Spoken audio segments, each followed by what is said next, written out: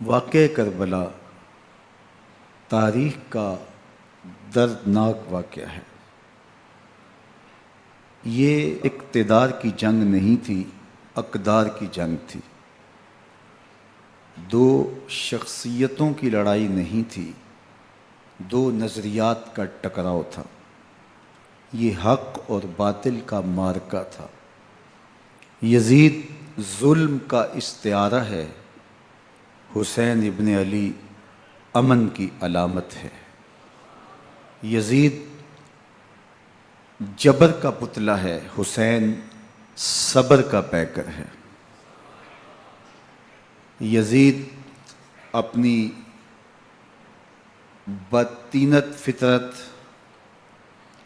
اور اپنی طبع ناہموار کے باعث دنیا پر ذلت و رسوائی، ظلم، جبر، جور و زیادتی کی علامت بن کے ابھرا، اور حسین ابن علی رضی اللہ تعالی عنہ حق و صداقت کا نشان بن کے ابھرا۔ کربلا کے تپتے ہوئے ریگزار میں حسینی اور یزیدی دو کردار سامنے آتے ہیں۔ اقبال نے کہا تھا، موسیٰ و فرعون و شبیر و یزید، این دو قوت از حیات آید پدید، زندہ حق از قوت شبیری است، باطل آخر داغ حسرت میری است، سرخ رو عشق غیور از خون او، شوخی ای مصرع از مضمون او، تا قیامت قطع استبداد کر، موج خون او چمن ایجاد کر۔ یزید بہدل کی بیٹی محسون کا ناپاک بیٹا تھا، اور حسین محمد عربی کی بیٹی فاطمہ کا شہزادہ تھا۔ یزید دمشق کے اطراف میں سرجون اور جریر اختل جیسے اوباشوں کے جھرمٹ میں پل کے جوان ہوا۔ حسین کے گھر کا دروازہ مسجد نبوی کے اندر کھلتا تھا۔ یزید نشے میں دھت ہو کر کے نمازیں چھوڑ دیتا تھا۔ حسین کی کربلا کے اندر بھی نماز تہجد قضا نہیں ہوئی۔ یزید ظلم کا دوسرا نام ہے، حسین امن کی علامت ہے۔ یزید نے زندگی میں ایک مرتبہ حج کیا اور شراب کے مٹکے ساتھ لے کے آیا، اور اختل اور دیگر گویوں اور مغنیوں کو اپنے ساتھ رکھا تاکہ سفر آسانی سے کٹے۔ حسین ابن علی نے 25 حج سواری ہونے کے باوجود پیدل کیے۔ یزید حج بیت اللہ کے بعد مدینہ المنورہ آیا اور شراب کی ایک مجلس بپا کی۔ حضرت امام حسین رضی اللہ تعالی عنہ جب وہاں پہنچے تو شراب کی پھیلی ہوئی بدبو کو محسوس کرتے ہوئے فرمایا، یہ بو کیسی ہے؟ تو نشے میں دھت یزید بولا، یہ شام میں بنتی ہے، اور ایک جام منگوایا اور اس کو پیتے ہوئے دوسرا جام حضرت امام حسین رضی اللہ تعالی عنہ کی طرف بڑھاتے ہوئے کہا، ابا عبداللہ لیجئے۔ تو حضرت امام حسین رضی اللہ تعالیٰ عنہ نے فرمایا، میں اس کی طرف دیکھتا بھی نہیں ہوں، اور پھر وہ عشقی اشعار پڑھنے لگا۔ جب یزید کی شراب نوشی کا منظر امام حسین رضی اللہ تعالیٰ عنہ اپنی آنکھوں سے دیکھ چکے تھے تو مجھے بتاؤ، یزید کے ہاتھ پہ امام حسین کا پاک ہاتھ کیسے آتا؟ حضرت امام حسین رضی اللہ تعالیٰ عنہ جس ماحول میں پلے تھے، جس ماحول میں پرورش پائی تھی، جس ماحول میں رہے تھے، وہ پاکیزہ اور تقدس مآب ماحول تھا۔ اور یزید کبھی اطراف دمشق میں، کبھی غوطہ میں، کبھی الخضرہ محل میں، اور کبھی کہاں داد عیش دیتا رہا اور لہو و لعب کے اندر مصروف رہا، اور اس کی زندگی ان چیزوں سے عبارت تھی۔ وہ محرمات کو حلال قرار دیتا، شراب نوشی اس کی ہڈیوں میں رچی ہوئی تھی، اور شریعت بیضا کا مذاق اڑایا کرتا۔ اور حسین ابن علی رضی اللہ تعالی عنہ کی دوستیاں جن لوگوں سے تھی وہ عبداللہ ابن عباس تھے، عبداللہ ابن عمر تھے، حضرت عبد الرحمن بن ابو بکر رضی اللہ تعالی عنہ تھے۔ یزید تو جوا کھیلتا رہا، یزید تو قمار بازی کرتا رہا، یزید تو شراب نوشی کرتا رہا، اور حسین ابن علی مسجد نبوی کے ممبر میں حضور کے پہلوؤں میں بیٹھتے رہے۔ زمانے نے وہ منظر دیکھا کہ سرخ رنگ کے جوڑے پہنے ہوئے حسنین کریمین حجرہ فاطمہ سے نکلتے ہیں، کم عمری کی وجہ سے کبھی گرتے ہیں کبھی سنبھلتے ہیں، اور آقا کریم خطبہ ارشاد کر رہے ہیں، خطبہ چھوڑ کے حضور نے شہزادوں کو اٹھا لیا۔ وہ منظر بھی زمانے نے دیکھا۔ حضرت عبداللہ بن شداد کہتے ہیں کہ حضور سجدے میں تھے اور سجدہ اتنا طویل ہو گیا، ہمیں لگا یا تو وحی کا نزول ہو رہا ہے یا پھر اللہ کا حکم آ گیا اور اللہ کے محبوب کی روح قبض کر لی گئی۔ لیکن میں نے جب نظریں اٹھا کے ننکیوں سے دیکھا تو کیا منظر تھا کہ حسین ابن علی حضور کی پشت پہ بیٹھے ہوئے اور میرے آقا سجدے کو طول دے رہے ہیں۔ اللہ اکبر! حسین کے لیے پیغمبر کے سجدوں کو طول دیا جا رہا ہے۔ حسین ابن علی کبھی ممبر پہ حضور کی اطراف میں بیٹھتے ہیں، وہ منظر بھی دنیا نے دیکھا کہ حضور کے مبارک کندھوں پر حسین ابن علی بیٹھے ہیں اور حضور کی زلفوں کو پکڑا ہوا ہے۔ تو حضرت عمر رضی اللہ تعالیٰ عنہ دیکھ کے کہتے ہیں واہ واہ کیسی سواری میسر آئی حسین ابن علی کو۔ تو میرے آقا مسکرا کے کہتے ہیں عمر سواری دیکھتے ہو سوار بھی تو دیکھو۔ اللہ اکبر!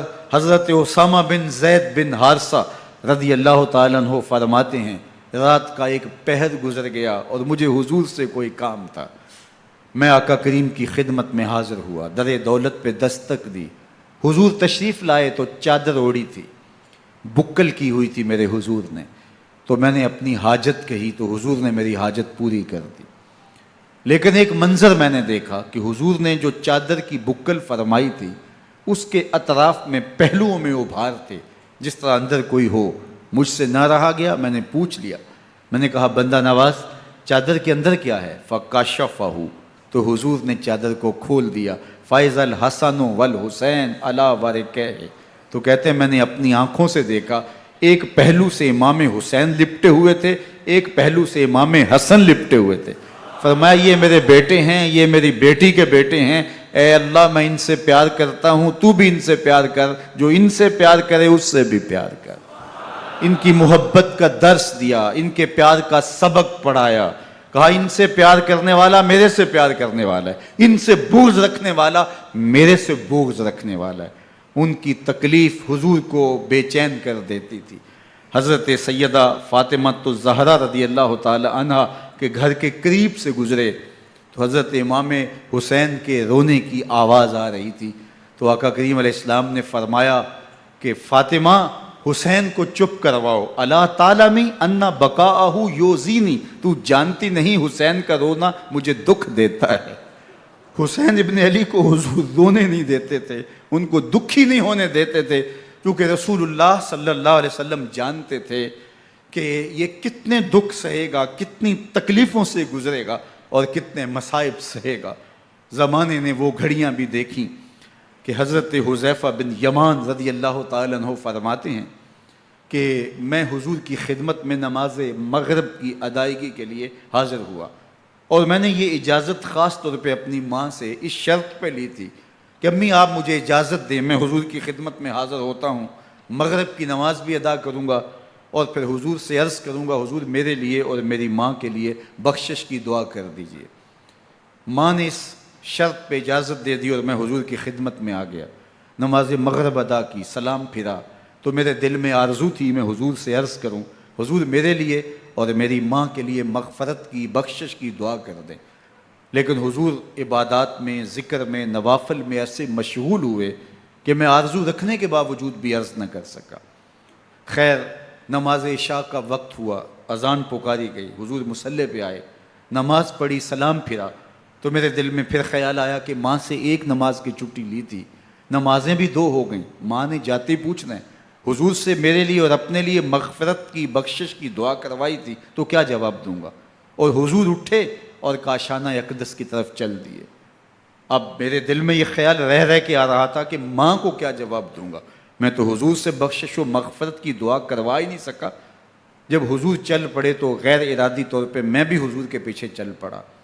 چلنے میں تھوڑی سی رفتار تیز ہو گئی، جس سے قدموں کی آہٹ پیدا ہوئی، تو جب آواز پیدا ہوئی تو حضور نے رخ پھیرے بغیر فرمایا من ھذا، میرے پیچھے پیچھے کون آ رہا ہے؟ پھر خود ہی کہا حذیفہ تو نہیں؟ تو میرا دل دھڑک رہا تھا، قل تو نعم، میں نے کہا جی حضور میں حذیفہ ہوں۔ فرمایا ما حاجتک غفر اللہ لک ولامک، کیا کام ہے؟ اللہ تجھے بھی بخش دے، تیری ماں کو بھی بخش دے۔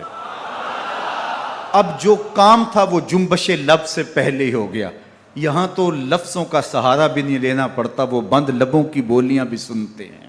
اقبال بولا ہے فروغت صبح آثار و دہور، چشم تو بی نندائے ما فی الصدور، تیری نظر تو سینوں کے چھپے راز بھی دیکھتی۔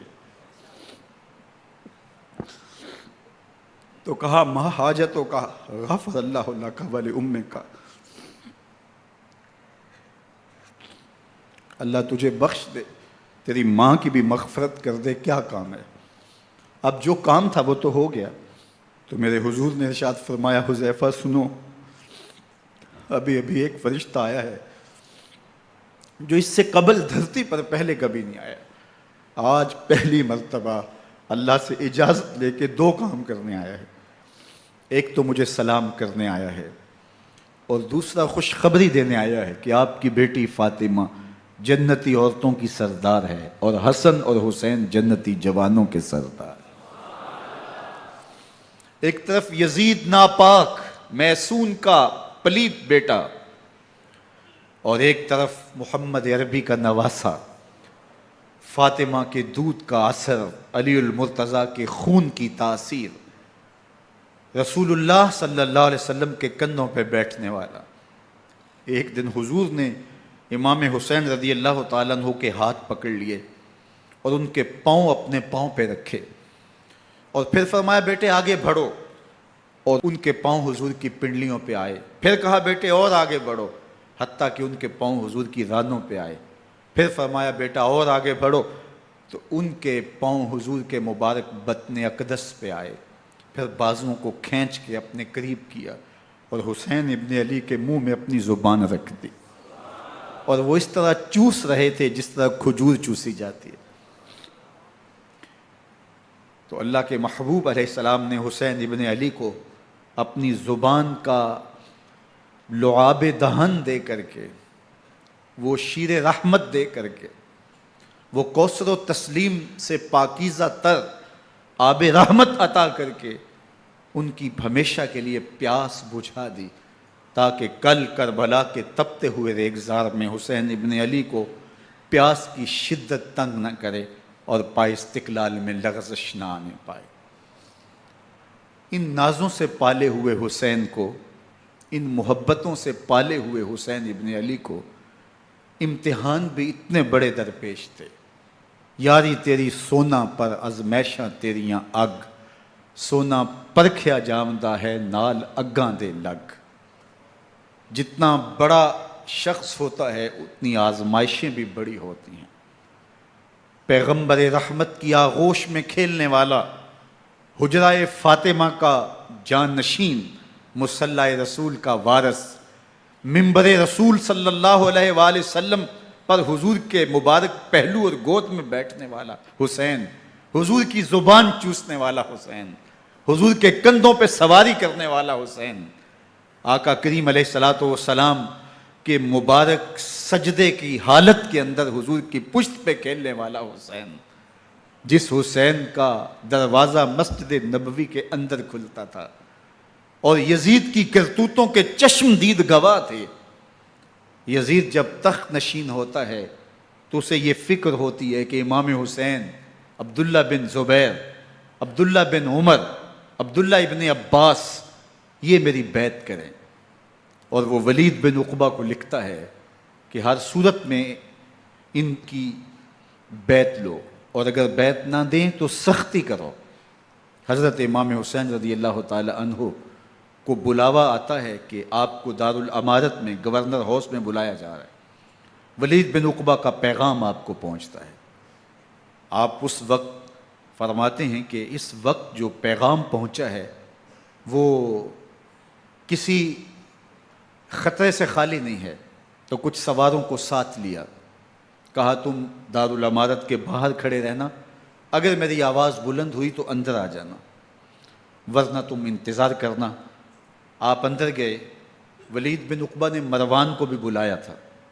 مروان بن حکم یہ گورنر مدینہ ولید سے پہلے رہ چکا ہے، تو اس نے مشورہ دیا کہ سختی کی جائے۔ خیر ولید بن عقبہ نے کہا کہ یہ خط ہے، حضرت امیر معاویہ کا انتقال ہو گیا اور یزید تخت نشین ہوا ہے، لہٰذا وہ آپ سے بیعت کا مطالبہ کرتا ہے۔ تو حضرت امام حسین رضی اللہ تعالیٰ عنہ نے فرمایا کہ میرے جیسا شخص یوں چھپ کے بیعت نہیں کر سکتا، اور آپ واپس پلٹے۔ مروان بن حکم نے ولید بن عقبہ کو کہا کہ یہ موقع ہے، جانے نہ دیا جائے، اگر یہ نکل گئے تو دوبارہ تم قابو نہیں پا سکو گے، اور انہیں یہیں قتل کر دیا جائے۔ حضرت امام حسین رضی اللہ تعالیٰ عنہ نے یہ بات سن لی۔ کہتے ہیں حضرت امام حسین انہی قدموں کے بل واپس پلٹے اور مروان بن حکم سے مخاطب ہو کے کہا، مروان کیا بول رہا ہے؟ وہ خاموش ہو گیا۔ فرمایا تو جانتا نہیں ہم کون ہیں؟ آنا حسین ابن علی ابن ابی طالب، میں حسین ہوں، میں علی کا بیٹا ہوں، ہمارے گھر میں قرآن اترتا رہا ہے، وحی کا نزول ہوتا رہا ہے، اور یزید فاسق ہے، فاجر ہے، مسلمانوں کا قاتل ہے اور شرابی ہے، میں ڈنکے کی چوٹ پہ یزید کی بیعت سے انکار کرتا ہوں۔ بس حیدری کچھار سے محمدی شیر نکل آیا ہے۔ اب اوسان خطا ہو گئے، راستہ چھوڑ دیا، واپس آئے، سیدہ زینب سے ملے، کہا مدینے کو چھوڑنا پڑے گا۔ کہا بھیا کیا ہوا؟ کہا یزید بیعت لینے پہ مصر ہے اور میں کسی صورت بھی بیعت نہیں کروں گا۔ رسول اللہ کا مدینہ ہمارے خون سے لالا زار بنے گا، میں نہیں چاہتا کہ حضور کے شہر نور کی حرمت پامال ہو۔ دوستو وہ کیسا منظر ہوگا جب حسین ابن علی نے آخری حاضری حضور کے روضے پہ دی ہوگی۔ حاجی یا معتمر 10 دن کے لیے، 8 دن کے لیے، 20 دن کے لیے مدینہ المنورہ عارضی سکونت اختیار کرتا ہے، اور حضور کے روضہ انور سے، اس شہر نور سے، ان گلیوں سے، ان بام و در سے ایسا مانوس ہو جاتا ہے کہ جب واپس پلٹ رہا ہوتا ہے ان دعاؤں کے ساتھ کہ دوبارہ آنا بھی نصیب ہو، اور اسے لگتا ہے کہ میں دوبارہ بھی بلایا جاؤں گا، لیکن اس کے باوجود شہر حبیب چھوڑنا قیامت سے کم نہیں ہوتا۔ اعظم چشتی مرحوم آخری بار جب حضور کے روضہ انور پہ گئے تو بیمار تھے، ویل چیئر پہ تھے۔ باب بقی سے باہر نکلے تو خادم سے کہا کہ میری ویل چیئر پیچھے سے کھینچو تاکہ میرا رخ روضہ انور کی طرف رہے، اور وہ پیچھے سے کھینچتا چلا جا رہا ہے، اور جب باب مکہ سے پیچھے جنت البقیع کے قریب سے گنبد خضرا نگاہوں سے اوجل ہونے لگا تو اعظم چشتی مرحوم نے کہا، جان بدن سے نکلتی ہے اعظم، جان بدن سے نکلتی ہے اعظم، کوئی آسان ہے مدینے سے جدا ہونا،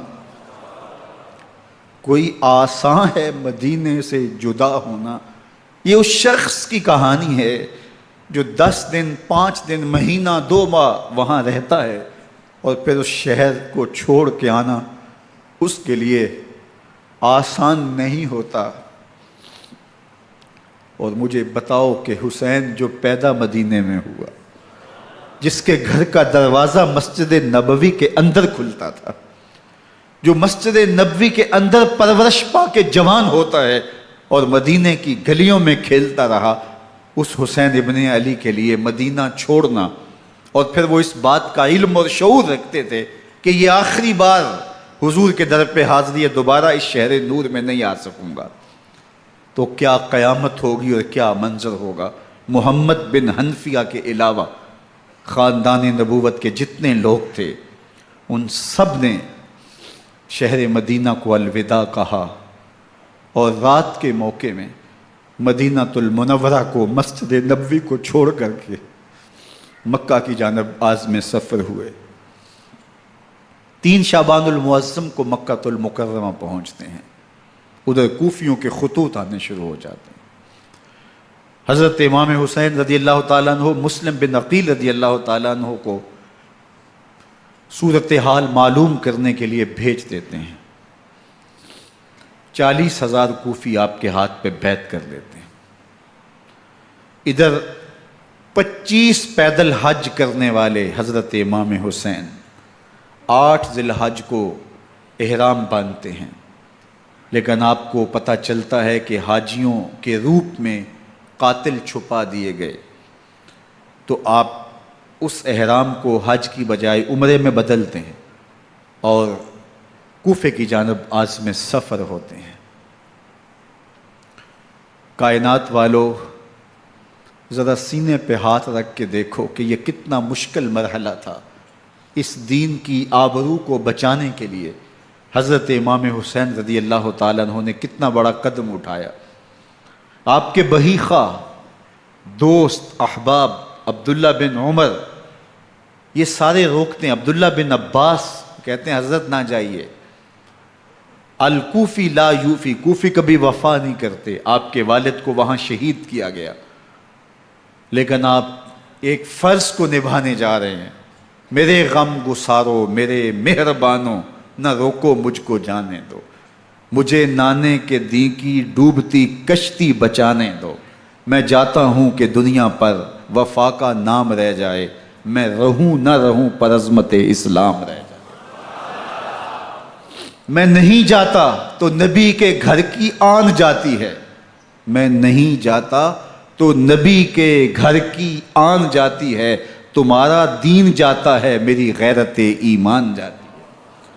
حضرت امام حسین یہاں سے چلتے ہیں، ابھی راستے میں ہی پہنچتے ہیں کہ یہ خبر آتی ہے کہ کوفے والوں نے بے وفائی کر دی، حضرت مسلم بن عقیل رضی اللہ تعالیٰ عنہ کو شہید کر دیا گیا، نعمان بن بشیر معزول کر دیے گئے، ابن مرجانہ ابن زیاد وہاں متعین کر دیا گیا جو سخت گیر شخص تھا، اور اس نے لوگوں کو ڈرایا، دھمکایا، اور کوفے کے لوگوں کے دل بدل گئے اور وہ بیتیں توڑنے لگے۔ وہ منظر مسجد کوفہ کا کتنا دلگداز تھا۔ جب امام نماز کے لیے کھڑے ہوئے تو 40,000 لوگ آپ کے پیچھے تھا۔ جب سلام پھیرا اور امام نے دیکھا کہ پیچھے لوگ نہیں ہیں، پھر لوگوں نے اپنے دروازے بھی بند کر لیے۔ رات کی تنہائیاں ہیں اور حضرت مسلم بن عقیل کو کوئی پناہ دینے والا نہیں ہے۔ لوگوں نے دروازے بند کر لیے کہ کہیں ہمارے گھر میں نہ آ جائیں اور ہم مشقت اور حکومتی تشدد کا شکار نہ ہوں۔ کتنا دردناک لمحہ ہے حضرت مسلم بن عقیل رضی اللہ تعالیٰ عنہ پہ، اور پھر حضرت مسلم بن عقیل بے دردی سے شہید کر دیے جاتے ہیں۔ آپ ابھی راستے میں ہیں، یہ ساری کہانی پہنچتی ہے کہ حضرت مسلم شہید کر دیے گئے اور بے دردی سے شہید کر دیے گئے۔ وہ جنہوں نے خط لکھے تھے کہ ہم آپ کے ساتھ ہیں اور ہم منتظر ہیں، چشم برا ہیں، آپ کے قدموں کی چاپ سننے کے لیے بےتاب ہیں، آج انہوں نے بیتیں توڑ دی۔ 40,000 کوفی منحرف ہو گئے۔ مسجد کوفہ کا وہ منظر کس قدر روح کو تڑپا دینے والا تھا۔ ہم پچھلے سال عصر اور مغرب کے درمیان جب کوفہ پہنچے تو سورج ڈوبنے کے قریب تھا۔ میں نے اپنی زندگی میں اتنا اداس موسم کہیں نہیں دیکھا جتنا اداس موسم کوفے میں دیکھا۔ ایسے لگتا تھا جس طرح کوفے کی آب و ہوا آج بھی شرمندہ ہے۔ جو مسلم بن عقیل اور خاندان نبوت کے ساتھ اہل کوفہ نے کیا، حضرت امام حسین رضی اللہ تعالیٰ عنہ کو ان کے بہی خواہوں نے، اعزاء نے، اقربا نے، دوستوں نے، آوان و انصار نے، ساتھیوں نے کہا کہ حضرت حالات یکسر تبدیل ہو گئے، اب ہمیں مراجعت کر جانی چاہیے، واپس پلٹ جانا چاہیے۔ تو حضرت امام حسین کافی سوچ بچار میں رہے، پھر اس کے بعد آپ نے فیصلہ کیا کہ ہم آگے بڑھیں گے۔ دوستوں نے کہا کہ حضرت اگر آپ آگے بڑھیں گے تو ہمیں لگتا ہے کہ وہ آپ کے ساتھ سلوک اچھا نہیں کریں گے اور آپ بچوں کے سامنے پیاس سے شہید کر دیے جائیں گے۔ تو حضرت امام حسین رضی اللہ تعالیٰ عنہ نے وہاں ایک خطبہ ارشاد فرمایا کہ لوگو تم جو مجھے بتا رہے ہو مجھے اچھی طرح معلوم ہے، جو تم مجھے منظر پیش کر رہے ہو وہ میری نگاہوں میں ہے، اور جو کچھ ہونے والا ہے چشم تصور وہ منظر دیکھ رہی ہے۔ چونکہ حضرت امام حسین رضی اللہ تعالیٰ عنہ کی شہادت کی خبر حضرت امام حسین کے پیدا ہوتے ہی خاندان نبوت میں عام تھی۔ حضور علیہ الصلوۃ والسلام کو یہ بات جبریل امین نے آ کے بتائی تھی جب حسین ابن علی کے ساتھ حضور محبت کا اظہار کر رہے تھے، تو یہ جبریل امین نے آ کے کہا تھا حضور آپ کا یہ بیٹا ارض طف میں شہید کر دیا جائے گا، اور کربلا کی مٹی لا کے حضور کو دی اور ام سلمہ کو حضور نے عطا کر دی۔ حضرت ام سلمہ کہتی ہیں کہ ایک دن میں سوئی تو خواب دیکھا کہ حضور کے مبارک بال بکھرے ہوئے ہیں اور سخت پریشان ہیں، تو میں نے کہا کہ حضور آپ کی یہ کیا حالت ہے؟ وَبِيَدِهِ قَارُورَةٌ، اور حضور کے ہاتھ میں ایک شیشی ہے، فِيهَا دَمٌ، جس کے اندر خون ہے۔ تو میں نے کہا حضور یہ کیا؟ فرمایا میں قتل گاہ حسین سے آ رہا ہوں اور یہ حسین ابن علی کا خون ہے۔ تو کہا 10 محرم کا دن تھا، دوپہر کا یہ منظر تھا، میں کیلولہ کر کے اٹھی، جب میں نے دیکھا تو وہ شیشی جس میں کربلا کی مٹی رکھی تھی وہ خون بن چکی تھی۔ تو یہ خبر پہلے دی گئی تھی، یہ بتا دیا گیا تھا۔ فرمایا میرے دوستو جو تم مجھے بتاتے ہو میں اس سے بے خبر نہیں ہوں، یہ سب کچھ ہونے والا ہے، لیکن اس کے باوجود میں کیوں جا رہا ہوں؟ تو آپ کا ایک تاریخ ساز جملہ ہے جو کربلا کے فلسفے کو ہمارے سامنے رکھتا ہے کہ یہ اتنا بڑا امتحان کیوں دیا۔ حضرت امام حسین رضی اللہ تعالیٰ عنہ نے فرمایا وَلَكُمْ فِي أُسْوَةٌ، میں اس لیے جا رہا ہوں قیامت تک ظلم، جبر اور ناانصافی کے خلاف کھڑے ہونے والوں کے لیے کوئی نمونہ تو ہو۔ میری زندگی قیامت تک ظلم، جبر اور استحصالی نظام کے خلاف کھڑے ہونے والوں کے لیے نمونہ ہے۔ تو حضرت امام حسین رضی اللہ تعالیٰ عنہ نے حق اور باطل کے درمیان ایک سرخ لکیر کھینچ دی اپنے خون سے۔ اب حق اور باطل کا امتیاز کرنا مشکل نہیں ہے، کوئی باطل پہ اڑا رہے تو الگ بات ہے، لیکن امتیاز کرنا مشکل نہیں ہے۔ حدود بالکل واضح کر دیں۔ اقبال نے یہاں کتنی خوبصورتی کے ساتھ اس مضمون کو نبھایا۔ سرخ رو عشق غیور از خون او، شوخی این مصرع از مضمون او، تا قیامت قطع استبداد کر، موج خون او چمن ایجاد کر۔ ایک جہاں آباد کر دیا، حق اور باطل کی راہیں اجال دی۔ اب لوگوں کو یزید کا چہرہ پہچاننے میں دیر نہیں لگتی، وقت کے ہر یزید کا چہرہ آسانی سے پہچانا جا سکتا ہے۔ یہ معرفت زمانے کو کروائی کس نے؟ حسین ابن علی نے کروائی رضی اللہ تعالی عنہ۔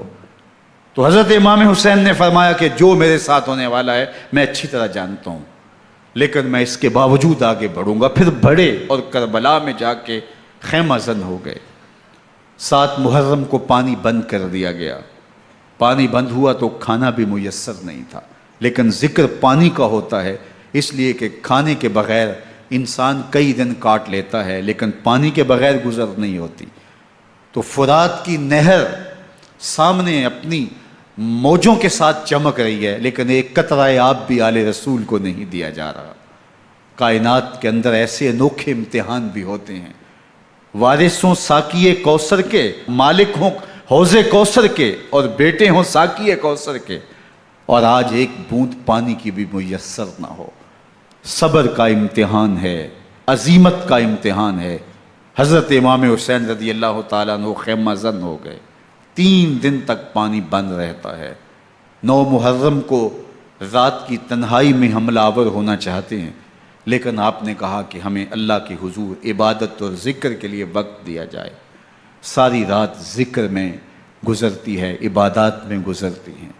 رات کے اندھیرے میں آپ چراغ بجھا دیتے ہیں۔ آوان و انصار کو کہتے ہیں کہ ان کی دشمنی میرے ساتھ ہے، انہیں میرا خون چاہیے، اگر تم رات کی تاریکی میں نکل جاؤ تو میں تم سے کوئی مواخذہ نہیں کروں گا، اور یہ بھی تمہارا پیچھا نہیں کریں گے، اس لیے کہ ان کا مطلوب تم نہیں ہو، ان کا مطلوب میں ہوں۔ جب چراغ جلایا تو کوئی بھی نہیں گیا۔ مسلم بن اوسجہ کھڑے ہو کے کہتے ہیں حضرت اگر ہمارے بدن کو 70 بار کاٹا جائے اور جلایا جائے اور ہواؤں میں اڑا دیا جائے پھر بھی آپ کا ساتھ نہیں چھوڑیں گے۔ 70 سال کے بوڑھے ہیں حبیب بن مظاہر، کہتے ہیں حضرت آپ کو چھوڑ کے جائیں کہاں، آپ کو چھوڑ کے جائیں کہاں، کوئی ساتھ چھوڑنے کے لیے تیار نہیں ہے، پیاس ہے، سخت گرمی ہے، کربلا کا ماحول ہے، 72 افراد اور خاندان کی خواتین میدان کربلا میں خیمہ زن ہیں، دوسری طرف لشکر اعداء اشقیا 22,000 کی تعداد میں مقابلے میں، ایک روایت 30,000 کی ہے۔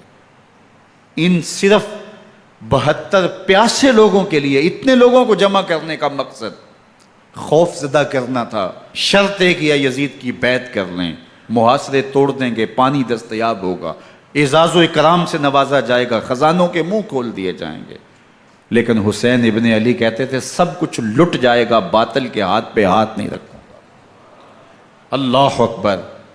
اب صبح طلوع ہوتی ہے، عاشور کا دن چڑھتا ہے، سورج اپنی پوری تمازت کے ساتھ گرمی برسا رہا ہے۔ آج خاندان نبوت کا امتحان زمانے نے دیکھنا ہے۔ رسول اللہ کا لعاب چوسنے والا اس کے صبر کا آج امتحان ہے، حضور کے کندھوں پہ کھیلنے والے حسین کا آج امتحان ہے۔ اللہ اکبر۔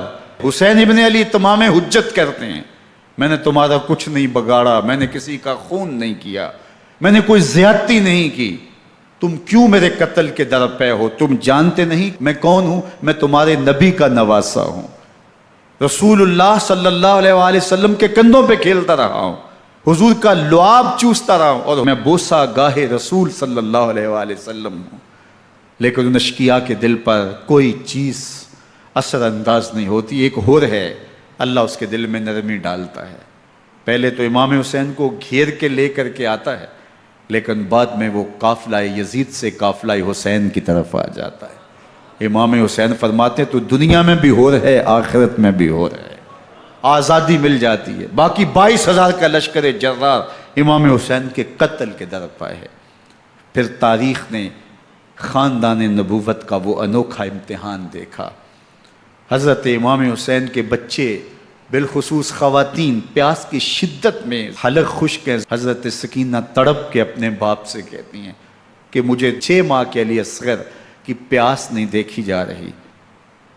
بچے کو ہاتھوں پہ اٹھاتے ہیں اور نہر فرات کے کنارے پہنچ کے فرماتے ہیں اشقیاء سے مخاطب ہو کے تمہارا معاملہ میرے ساتھ ہے، اس 6 ماہ کے بچے نے تمہارا کچھ نہیں بگاڑا، اور چلو بھر کے اس کا حلق سیراب کرنا چاہتے ہیں۔ ایک 2 شاخہ تیر آتا ہے جو حضرت علی اصغر کے گلے کو چیر دیتا ہے۔ راوی لکھتے ہیں کہ وہ عام تیر نہیں تھا، جانوروں کو شکار کرنے کے لیے جو بڑے تیر ہوتے ہیں وہ 2 شاخہ تیر تھا، وہ گردن کو کاٹ دیتا ہے، خون بہنے لگتا ہے، گردن لٹک جاتی ہے۔ حضرت امام حسین وہ بہتا ہوا خون اپنے چلو میں لیتے ہیں اور آسمان کی طرف اچھال کے کہتے ہیں مالک حسین کی یہ قربانی بھی قبول فرما۔ یہ تماشا لب بام نہیں ہے، بچہ بیمار ہو ڈاکٹر جواب دے دیں، ماں باپ کے ہاتھ پھول جاتے ہیں، زندگی کی سانسیں ابھی چل رہی ہوتی ہیں، لیکن ڈاکٹر کہے کہ یہ میرے بس کا روگ نہیں ہے، کہیں اور لے جاؤ، تو زندگی کا لف و نشر غیر مرتب ہو جاتا ہے۔ میں سلام پیش نہ کروں حسین ابن علی کو، 6 ماہ کا علی اصغر ہاتھوں میں دم توڑتا ہے، گردن لٹک جاتی ہے، خون بہہ رہا ہے، اب خیموں کی طرف بڑھ رہے ہیں، لیکن زبان پہ شکایت نہیں ہے، کہتے ہیں مالک حسین کی یہ قربانی قبول کر لے۔ اب خیموں کی طرف آنا، شہر بانوں ام رباب سیدہ زینب حضرت سکینہ سلام اللہ علیہا کا سامنا کوئی آسان کام نہیں تھا، لیکن حسین ابن علی آتے ہیں، شہزادے کو یہاں خیموں کے قریب رکھ کے کہتے ہیں کہ یہ حوض کوثر سے سیراب ہو گیا ہے۔ اللہ اکبر، کوہرام مچ جاتا ہے خیموں کے اندر، کیا منظر ہوگا اور ان کو کن الفاظ کے پیرائے میں ڈھال کر کے ان کیفیات کو بیان کیا جا سکتا ہے جو اہل بیت کے خیموں کے اندر علی اصغر کی شہادت کے بعد کا منظر رقم ہو رہا ہوگا۔ اللہ اکبر، ادھر اشکیا آوازیں دے رہے ہیں، مبارزت کے لیے پکار رہے ہیں۔ زمانے نے پھر وہ منظر بھی دیکھا کہ جوان بیٹے کو 18 سال کی کمائی حضرت امام حسین میدان عمل میں بھیج رہے ہیں۔ وہ علی اکبر جو حسین کا نور نظر ہے، آنکھوں کا قرار ہے، دل کی تسکین ہے۔ اور پھر حضرت علی اکبر جب گھوڑے کی زین سے فرش زمین پہ گرتے ہیں تو باپ کو آواز دیتے ہیں، اور حضرت امام حسین جو ہے وہ آگے جا کے بیٹے کی لاش اٹھاتے ہیں۔ اللہ اکبر، 18 سال کے بیٹے کی لاش کو کندھوں پہ اٹھا کے خیموں تک لاتے ہیں اور ہاتھ پھیلا کے کہتے ہیں مالک حسین کی یہ قربانی بھی قبول فرما۔ کبھی قاسم بن حسن کی لاش اٹھا کے لاتے ہیں، کبھی اون و محمد کی لاشیں اٹھا کے لاتے ہیں، بھتیجوں کی، بھانجوں کی، بھائی عباس کے کٹے ہوئے بازو اور زخموں سے چھدا ہوا لاشا۔ کیا کیا قیامتیں تھیں جو اس کربلا کے ایک میدان کے اندر نہیں توڑی گئیں۔ حضرت امام حسین پر دکھ پہ دکھ، تکلیفوں پہ تکلیفیں۔ اب 71 لاشیں اٹھا کے خیموں تک پہنچا چکے، اور ادھر مبارزت کی دعوت دی جا رہی، آؤ میدان عمل میں آؤ، اب دیر کیوں کر رہے ہو۔ رسول اللہ کا حرم، رسول اللہ کی شہزادیاں جو نازوں میں پلی تھیں، وہ کلیاں جو شبنم کا بوجھ بھی گوارا نہیں کر سکتی تھی، آج مصیبتوں کے پہاڑ ٹوٹ گئے۔ حضرت امام حسین کبھی شہربانوں کو، کبھی ام رباب کو دلاسا دیتے ہیں، کبھی حضرت زینب کو کہتے ہیں۔ حضرت زینب کربلا کے اس میدان کے اندر بڑے حوصلے کے ساتھ اپنے بھائی کے ساتھ کھڑی رہی، اپنے 2 بیٹے راہ خدا میں پیش کیے، ان کی لاشیں وصول کیں، لیکن زینب جس جرأت کے ساتھ، جس پامردی کے ساتھ اس سارے منظر کو حوصلے کے ساتھ سہتی رہی، وہ یقیناً حوصلہ سیدہ زینب سلام اللہ علیہا کا ہی ہے۔ لیکن یہ وہ منظر تھا کہ زینب کا دل بھی ڈول گیا جب حسین ابن علی گھوڑے پہ بیٹھنے لگے اور ان کو گھوڑے میں بٹھانے والا کوئی نہیں تھا، اور جو بھی سوار جاتا پھر واپس اس کی لاش ہی آتی اور حسین ابن علی لے کے آتے۔ آج حسین ابن علی جا رہے ہیں، زندگی کا سارا سرمایہ لٹ رہا ہے، حضرت زینب سلام اللہ علیہا سنبھل نہیں رہی۔ حضرت امام رضی اللہ تعالیٰ عنہ اٹھے اور آپ نے حضرت زینب کو صبر کی تلقین کی اور کہا کہ صبر ہی بہترین ذریعہ ہے اور اللہ کی قربت کا ایک بہترین سبب ہے، اور ان کو صبر کی تلقین کرتے ہوئے فرمایا کہ میرے بعد تم نے اس ذمہ داری کو سنبھالنا ہے اور ان مخدرات اسلام کی، ان شہزادیوں کے پردے کی تم نے حفاظت کرنی ہے۔ اور پھر گھوڑے کی زین کس کے امام حسین لشکر اشکیا کی طرف بڑھتے ہیں۔ اب خیموں سے سسکیوں کی آواز آ رہی ہے، ان کا سردار، ان کا تاجدار آج سب کو چھوڑ کے کربلا کے میدان کی طرف بڑھ رہا ہے۔ جرم کیا کیا، قصور کیا کیا، اس نے کیا زیادتی کی کہ آج نیزوں اور انیوں کے مقابلے میں 22,000 کا لشکر حضرت امام حسین پہ ٹوٹ پڑتا ہے۔ آپ پھر اتمام حجت کرتے ہیں، میں نے کسی کو قتل نہیں کیا، خون ناحق نہیں بہایا، میرے خون کے درپے کیوں ہو، اپنی آخرت کیوں برباد کرتے ہو، تم جانتے نہیں میں کون ہوں، میں تمہارے نبی کا نواسا ہوں۔ لیکن ابن زیاد کہتا ہے مقابلے میں آؤ۔ پھر حضرت امام حسین رضی اللہ تعالیٰ عنہ مقابلے میں آتے ہیں، اور جب گھوڑے کو ایڑ لگا کے دشمن اشقیاء پہ ٹوٹتے ہیں تو پھر ایسا منظر ہوتا ہے کہ وہ بھیڑ بکریوں کی طرح آگے بھاگتے ہیں۔ 71 زخم کلیجے پہ لیے شجاعت کا یہ پیکر جب میدان میں آتا ہے، آواز آتی ہے یہ کون ذی وقار ہے، بلا کا شاہ سوار ہے، لباس ہے پھٹا ہوا غبار سے اٹا ہوا، تمام جسم نازنی چھدا ہوا کٹا ہوا، یہ نبی کا نور عین ہے، یہ بالیقین حسین ہے، یہ حسین ابن علی ہے رضی اللہ تعالیٰ عنہ۔ پھر چاند بادلوں میں گھر جاتا ہے، شامی غنڈے تیر برساتے ہیں، تلواروں سے آپ کے بدن پر ضربیں لگاتے ہیں اور نیزوں سے آپ کے بدن کو پرو دیتے ہیں۔ جب آپ کا پیراہن بعد میں اتارا گیا تو آپ کے پیراہن میں 122 سوراخ تیروں کے تھے، 33 زخم تلواروں کے اور 34 گھاؤ نیزوں کے تھے۔ جب گھوڑے کی زین سے فرش زمین پر آئے، بدن چھلنی تھا، زخم زخم سے خون بہ رہا تھا، 3 دن کا پیاسا حسین، اللہ اکبر، بدن زخموں سے چور، 71 لاشیں کلیجے پہ لیے، مخدرات اسلام کے پردے کا خیال دل میں الگ ہے، لیکن گھوڑے کی زین سے جب فرش زمین پہ امام حسین آتے ہیں، زبان پہ ہائے نہیں، نالا و شیون نہیں، چیخ و پکار نہیں، آتے ہی پیشانی سجدے میں رکھتے ہیں اور پکارتے ہیں اللہم ردن بقضائک وصبرن علی بلائک تسلیمن لامرک سبحان ربی الاعلی۔ مالک گھر لٹا کے، بچے لٹا کے، خاندان سب کچھ قربان کر کے، اپنے بدن کو زخموں سے چھلنی کروا کے، تیروں اور نیزوں کی انیوں سے اپنے آپ کو زخمی کروا کے، تیرے حضور سر جھکا کے یہ اقرار کرتا ہوں کہ حسین تیری تقدیر پہ راضی ہے، مالک تو بھی بتا، تو بھی حسین پہ راضی ہوا ہے کہ نہیں ہوا؟ آواز آ رہی ہے، اس پیاسے پر علی شیر خدا کو ناز ہے، اس نواسے پر محمد مصطفیٰ کو ناز ہے، اوروں نے بھی سجدے کیے پر اس کا عجب انداز ہے، اس نے وہ سجدہ کیا جس پر خدا کو ناز۔ حسین ابن علی رضی اللہ تعالیٰ عنہ کا سر انور دستے قاتل نے تب کاٹا جب وہ سجدے میں جھکا ہوا تھا۔ یزید نے کہا میں بیعت لوں گا، امام حسین نے کہا کبھی بھی نہیں دوں گا، یہ سر کٹ سکتا ہے جھک نہیں سکتا۔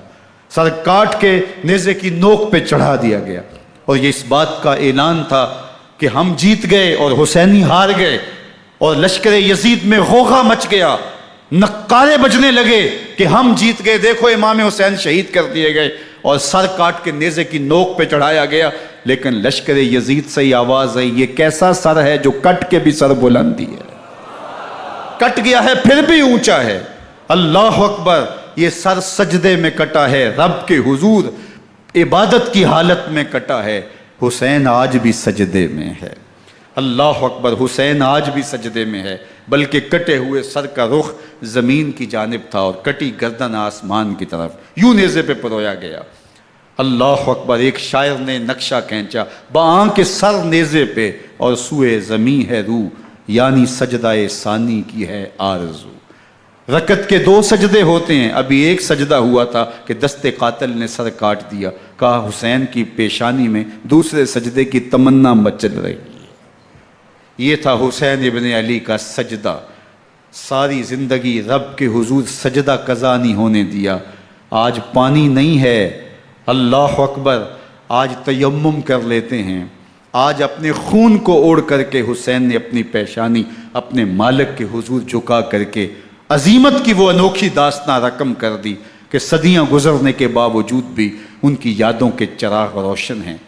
جب حضرت امام حسین اور دوسرے آیان و انصار کو شہید کر دیا گیا تو ان کے سر نیزوں کی نوک پہ چڑھا دیے گئے، حضرت امام حسین کا کٹا ہوا سر اور باقی 71 افراد کے کٹے ہوئے سر نیزوں کی نوک پہ، اور 10 سواروں کو ابن سعد نے کہا کہ ان کو رون دو، اور گھوڑوں کی ٹاپوں تلے حضرت امام حسین رضی اللہ تعالیٰ عنہ اور ان کے آوان و انصار کو جو ہے وہ روندا گیا، حتیٰ کہ ان کی استخوان مبارک، ان کی ہڈیاں بھی چور چور ہو گئیں۔ روننے سے قبل ان کا لباس اتار لیا، ان کے کپڑے اتار لیے گئے، اللہ اکبر، کیسی دردناک گھڑیاں تھیں۔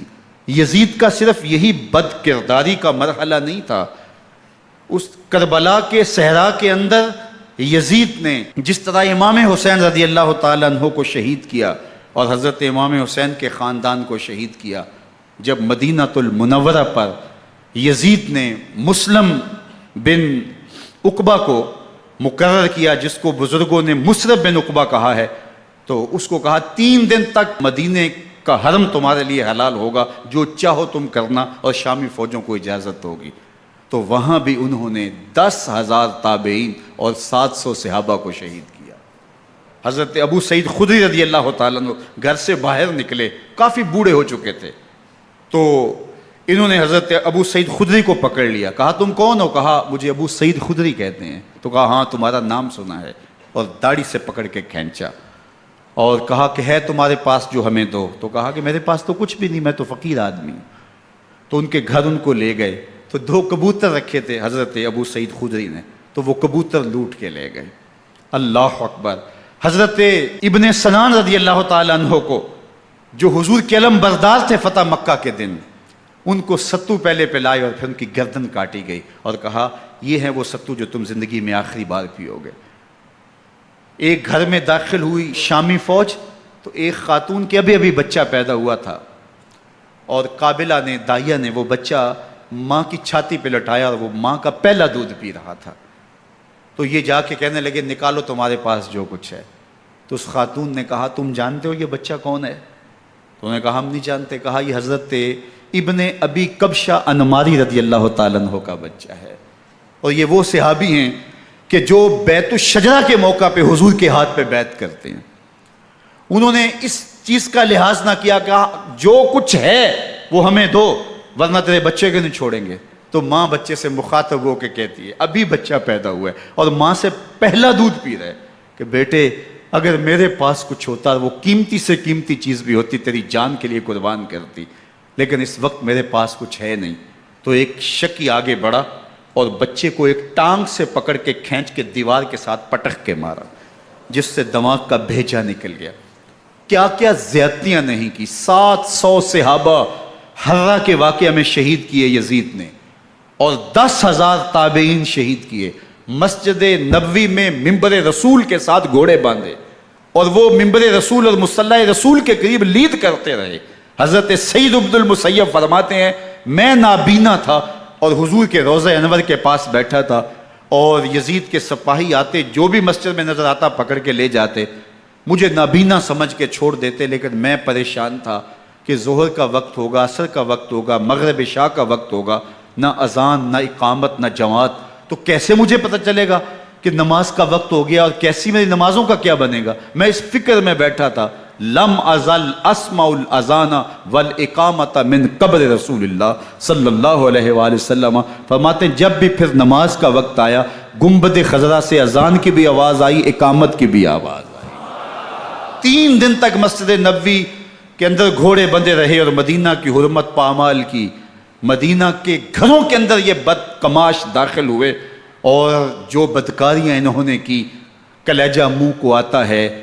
1002 شیزائیں ان بدکاروں کی بدکاریوں کی وجہ سے کنواری حالت کے اندر حاملہ ہوئی۔ 3 دن تک مدینے کا حرم انہوں نے پامال کیا، اور پھر مکہ المکرمہ میں کعبۃ اللہ پر گولے برسائے، اور کعبہ کا غلاف جل گیا۔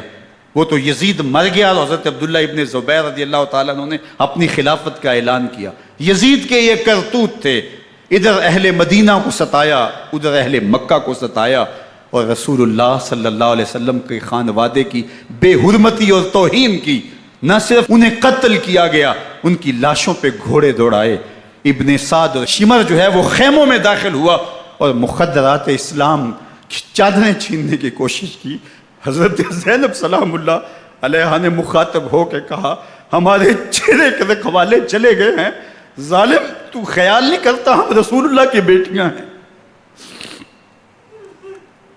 حضرت شہربانو، حضرت زین العابدین اور حضرت زینب سلام اللہ علیہم، ان تینوں کو ایک اونٹ پہ باندھا گیا، اور باقی اونٹوں پہ باقی سادات کو، حضور کی شہزادیوں کو باندھا گیا، رسیوں میں جکڑا گیا، اور اونٹوں پہ باندھ کر کے کوفے کی جانب آگے آگے شہیدوں کے سر چل رہے ہیں، اور پیچھے یہ قافلہ چل رہا ہے۔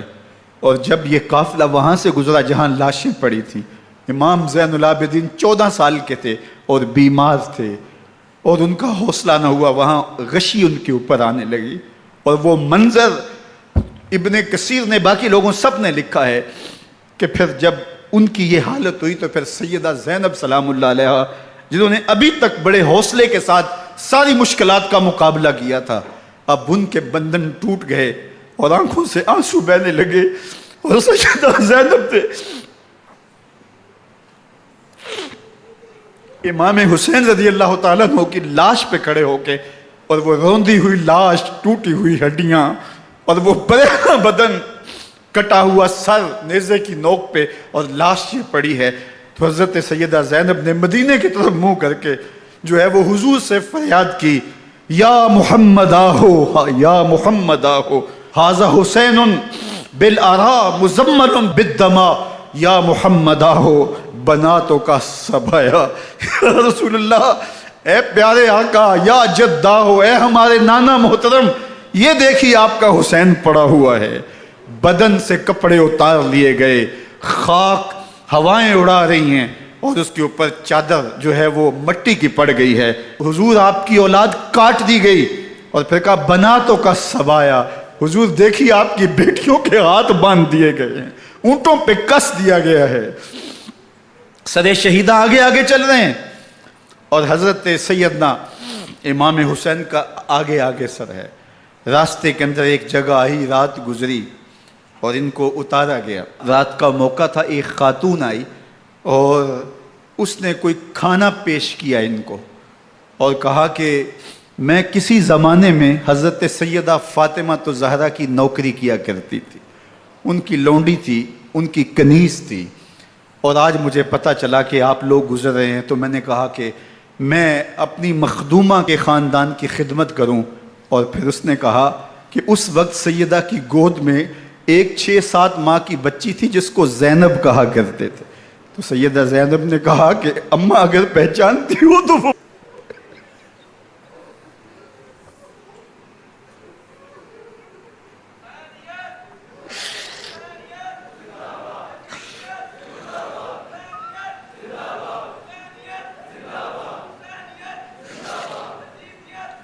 یہ تاراج اور لٹا ہوا کارواں پھر وہاں سے کوفے میں کیسے پہنچا، اور کوفے کے اندر سیدہ زینب سلام اللہ علیہا نے وہ یزید کے دربار میں، ابن زیاد کے دربار میں وہ جرأت آمیز جو باتیں کہیں، اللہ اکبر، زینب کی زبان میں علی کی خطابت بول رہی تھی، اور پھر دشمن اور دوست سارے رونے لگے، اور وہ کیا دل گداز منظر تھے۔ اور پھر یہ سروں کا قافلہ اور سادات کرام کا مشکیں کسی ہوئی ہیں اور اونٹوں پہ باندھے ہوئے، ان کو وہاں سے پھر قادسیہ اور قادسیہ سے پھر دمشق یزید کے دربار میں پہنچایا گیا، اور وہاں سے یہ لٹے ہوئے خانمہ برباد تاراج لوگ مدینہ المنورہ میں کیسے پہنچے، اور اہل مدینہ نے کیسے استقبال کیا، اور وہ منظر کتنا دلگداز تھا جب اہل مدینہ زینب سے پوچھتے تھے زینب حسین کہاں ہے؟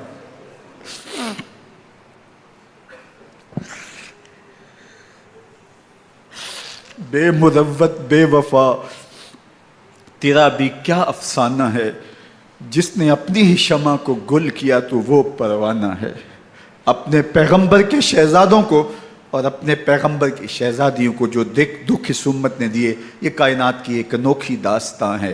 اللہ ہمیں اسوہ شبیری پہ عمل کی توفیق عطا کرے اور ان کے نقوش پاک کی برکتیں دے، اہل بیت کی محبت ہماری روحوں میں جذب کر دے، اور جس عظیمت کے ساتھ، جس حوصلے کے ساتھ انہوں نے دکھوں کو جھیلا، جو دہکتی آگ کے شعلوں پہ سویا وہ حسین، جو جواں بیٹے کی میت پر نہ رویا وہ حسین، جس نے سب کچھ کھو کے کچھ نہ کھویا وہ حسین، مرتبہ اسلام کا جس نے دوبالا کر دیا، خون نے جس کے دو عالم میں اجالا کر دیا، جو کہ سوزے غم کو سانچے میں خوشی کے ڈھال کے، مسکرایا موت کی آنکھوں میں آنکھیں ڈال کے۔ اے حسین ابن علی تم پر سلام، نازش آل نبی تم پر سلام۔ ذرا میرے ساتھ یہ پڑھ لیجئے، اے حسین ابن علی تم پر سلام، نازش آل نبی تم پر سلام، تم پہ لاکھوں رحمتیں لاکھوں سلام، اے شہیدان محبت کے امام، لالا گوں لالا بدن لالا کفن، اے چمن اندر چمن، زندگی ہی زندگی تیری حیات، اے حیات اندر حیات اندر حیات، افتخار ملت بیضا ہے تو، رب کعبہ کی قسم یکتا ہے تو، فخر کا دل میں دریچہ باز کرنا چاہیے، جن کا تو آقا ہے ان کو ناز کرنا چاہیے۔ وآخر دعوانا ان الحمد للہ رب